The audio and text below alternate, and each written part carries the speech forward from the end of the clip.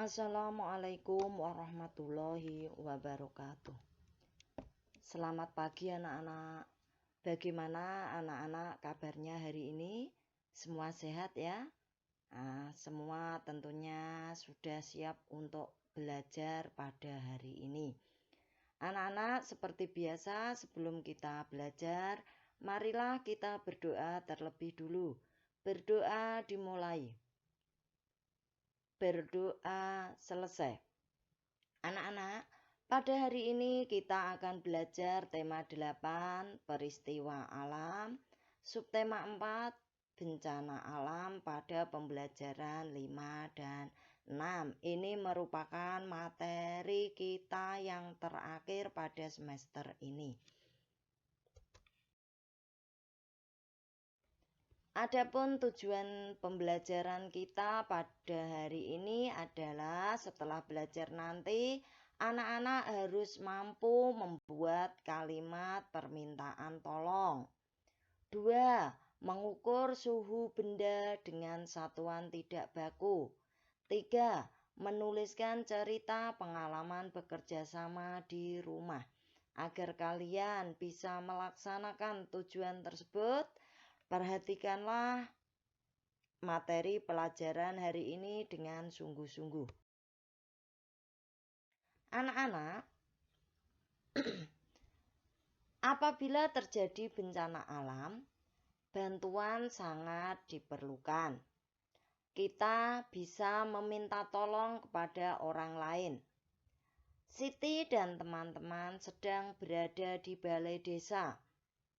Mereka sedang membantu mengisi bak penampungan air. Mereka saling menolong. Nah, sekarang amati gambar Udin dan teman-teman di bawah ini. Kemudian, dapatkah kamu membuat permintaan tolong dari gambar tersebut?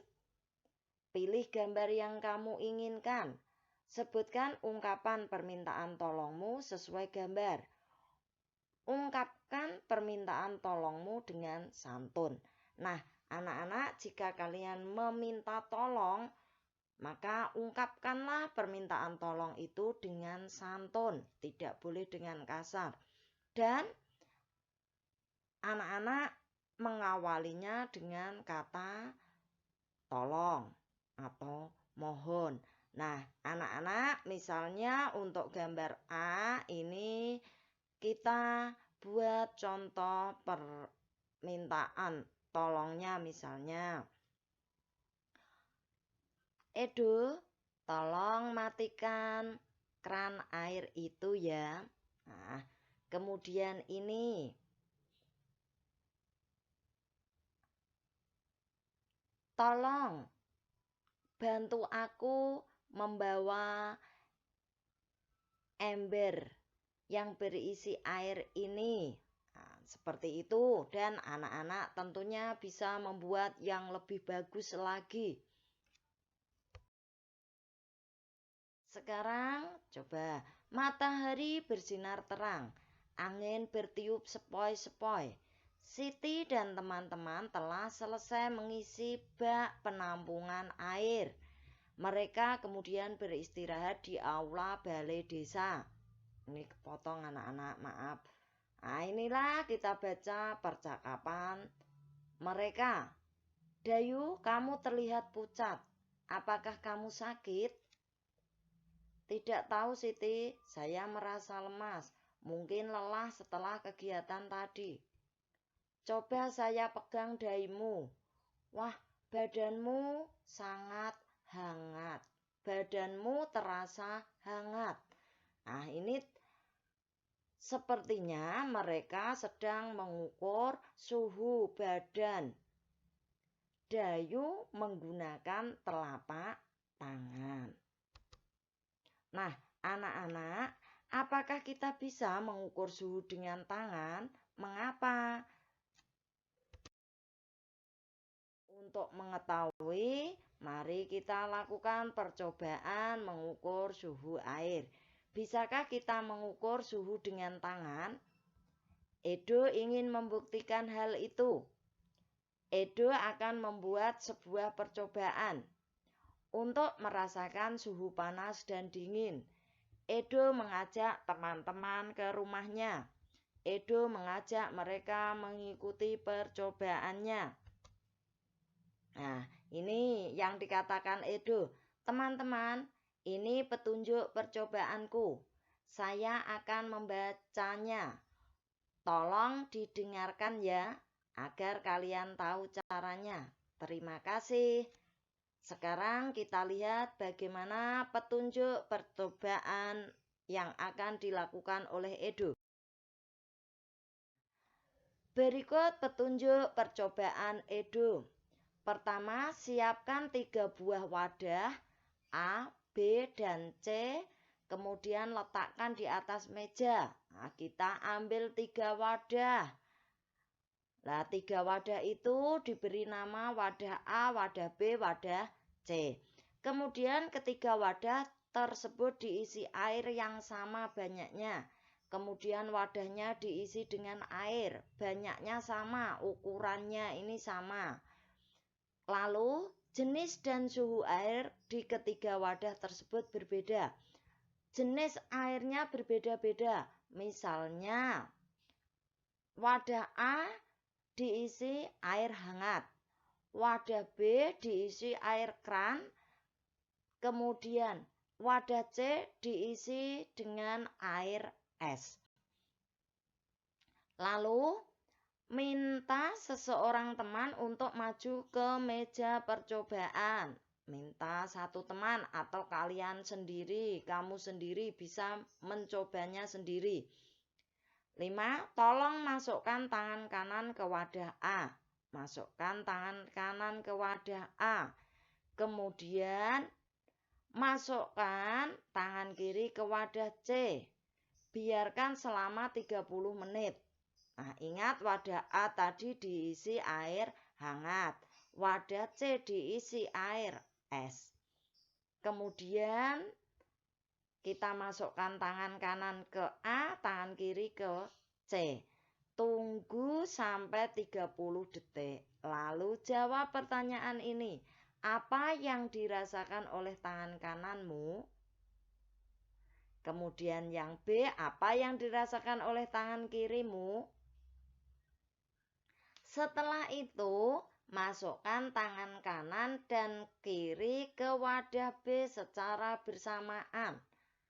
Nah, itu kemudian tangan kanan yang tadi di wadah A dan tangan kiri yang tadi di wadah C.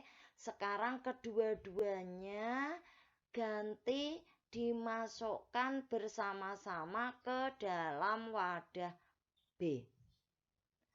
Setelah kedua tanganmu dimasukkan, jawab pertanyaan ini. Apa yang dirasakan oleh tangan kananmu? Yang B, apa yang dirasakan oleh tangan kirimu? Dapatkah tangan kanan dan kirimu merasakan hal yang sama? Mengapa demikian?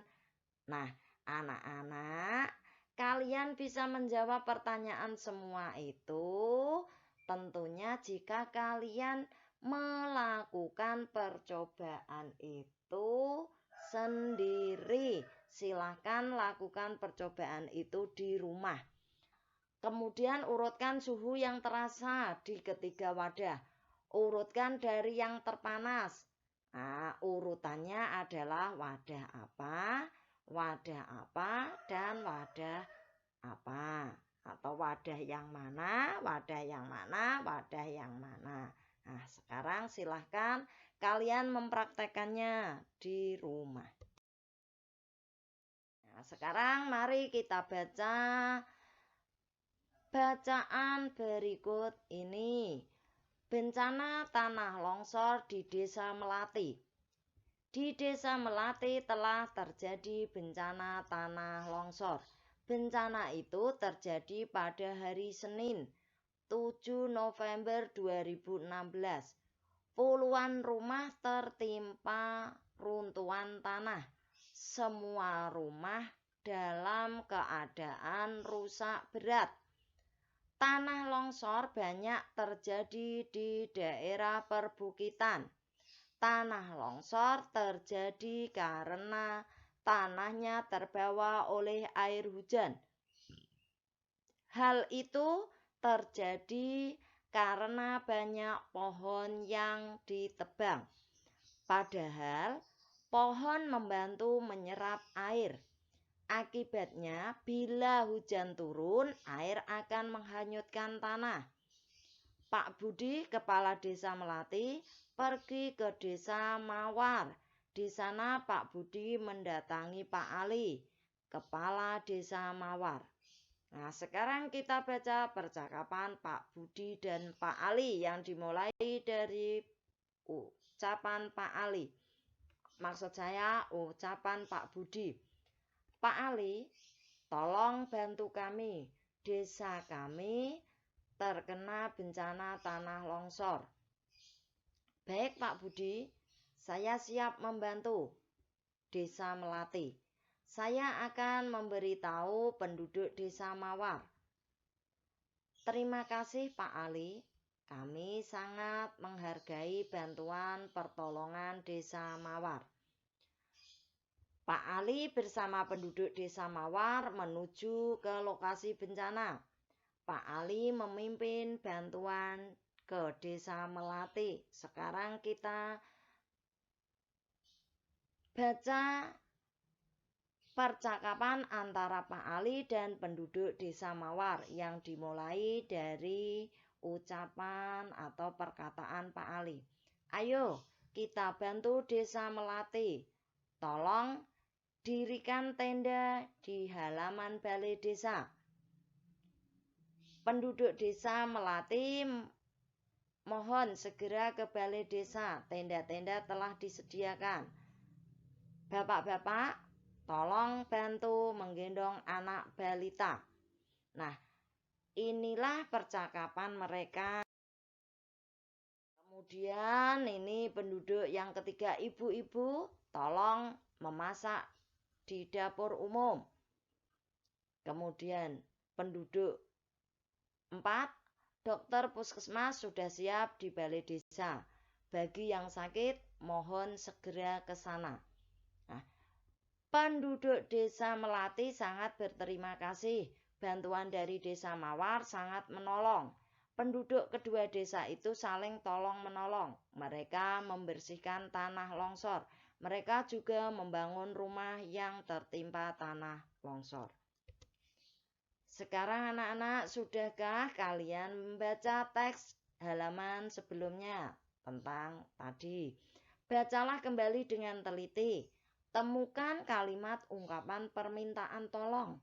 Beri garis bawah di ungkapan tersebut. Tulislah ungkapan permintaan tolong yang kamu temukan seperti contoh.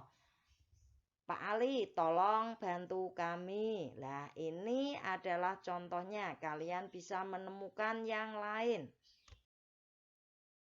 Nah, sekarang baca kalimat berikut ini, beri tanda tidak termasuk ungkapan permintaan tolong dan beri tanda silang jika tidak termasuk permintaan tolong.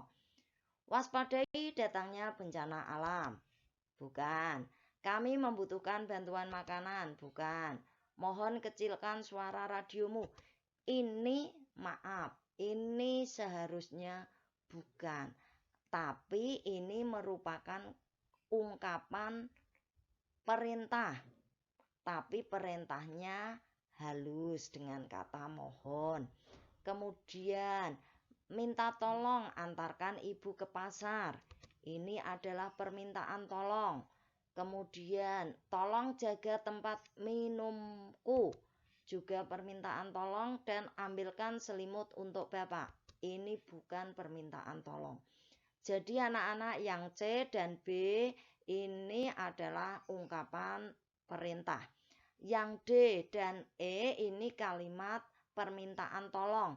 Perintah dan tolong itu merupakan keduanya sama-sama merupakan kalimat perintah. Hanya kalau yang permintaan tolong itu perintah yang sangat halus. Ciri dari kalimat permintaan tolong itu yang paling utama adalah menggunakan kata-kata tolong. Nah, anak-anak sekarang yang kedua, bacalah kalimat di setiap kotak. Pilih yang termasuk ungkapan permintaan tolong. Nih, minta tolong sumbangkan baju untuk bayi. Mohon segera pergi ke tempat aman, ambilkan obat untuk anak, tolong bawakan makanan ke tenda. Jika ada yang sakit, dokter sudah siap. Yang merupakan ungkapan permintaan tolong adalah tolong bawakan makanan ke tenda, terus minta tolong sumbangkan baju untuk bayi. Nah, sekarang perhatikan gambar berikut ini. Kegiatan kerjasama di setiap keluarga berbeda-beda. Kamu sudah menuliskan pengalamanmu, pengalaman bekerja sama dengan keluarga di rumah. Mari bermain peran tentang kerjasama di keluarga. Caranya, buatlah kelompok yang terdiri atas 5 orang. Diskusikan bersama teman kelompokmu. Kegiatan kerjasama keluarga siapa yang akan kalian perankan? Pilih peran yang akan kamu mainkan. Nah, anak-anak, kalian bisa bermain peran dengan cerita yang sudah kalian tulis pada pertemuan sebelumnya. Pelajaran Bu Ani cukupkan sampai sini.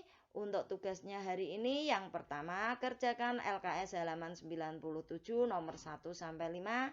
Dan yang kedua, kerjakan LKS halaman 101 nomor 1 sampai 5. Jika ada materi maupun tugas yang kalian belum mengerti atau masih bingung, silahkan kalian bertanya lewat WA Group. Dan Bu Ani akhiri sampai sini. Seperti biasa, anak-anak harus tetap semangat dan rajin belajar. Kemudian jaga kesehatan badan, patuhi protokol kesehatan dengan melaksanakan 3M, mencuci tangan pakai sabun dan air mengalir, kemudian memakai masker, yang ketiga menjaga jarak dan jauhi kerumunan atau keramaian. Akhirnya, wassalamualaikum warahmatullahi wabarakatuh.